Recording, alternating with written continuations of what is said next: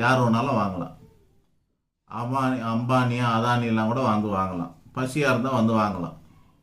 அதுதான் அர்த்தம். ருசிக்கு வாங்கக்கூடாது, பசிக்கு வாங்கணும். பசிக்கு வாங்கிறது தான் தானம். ருசிக்கு வாங்கிட்டு சில இடங்களெல்லாம் கோவிலில் பிரசாதம் கொடுப்பாங்க. திருவண்ணாமலை மாதிரி கிரிவலம் சுற்றுற இடத்துல ஏகப்பட்ட அன்னதானங்கள் நடக்கும். ருசிக்கு வாங்கி வாங்கி சாப்பிட்டு அப்படி அப்படியே தூக்கி போடுவாங்க. அதெல்லாம் பாவமாயிடும். நல்ல பசிக்கு வாங்கணும். பசியில் இருக்கிறவங்களுக்கெல்லாம் போடலாம், அது அன்னதானம் ஆகும். இப்படியாப்பட்ட பெருமை மிகுந்த இந்த அன்னதானத்தோட மகிமையை எனக்கு ஒரு குருநாதர் உணர்த்தினார். நான் போகும்போது அவரை போய் பார்க்கும்போது எனக்கு ஒரு 3 உபதேசம் பண்ணார்.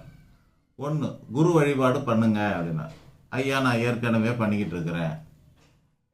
அகஸ்திய பகவானை நான் வணங்கிக்கிட்டு இருக்கேன். 18 சித்தர்கள் மட்டும் இல்லை, நவகோடி சித்தர்களையும் வணங்கிக்கிட்டு இருக்கிறேன். அதுக்கு புத்தகம் எழுதி போட்டி படித்து நான் வணங்கிட்டு இருக்கிறேன்.